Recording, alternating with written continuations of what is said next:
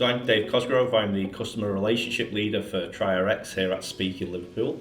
TriRx, we're a global contract development and manufacturing organisation, and essentially what we do is we make medicines for the global pharmaceutical industry. Why we believe that a company like BioGrad is an important relationship with us is that it's key to have the right skills within life sciences and pharmaceutical manufacturing, and BioGrad have helped us achieve that, and we've had people who've joined the organisation via BioGrad, so they've taken a career change, and BioGrad have been key in upskilling them. One of the things that is also important is that we are able to learn and adapt as the industry changes, that we need to adapt to our skills, and BioGrad are an effective partner for that.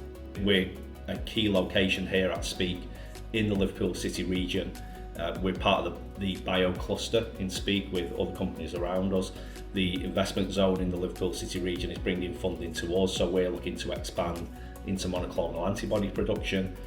BioGrad are also benefiting from that investment, and those partnerships and that funding is really important to make sure that the Liverpool City Region can continue to lead and build on that leadership from the pharmaceutical manufacturing sector.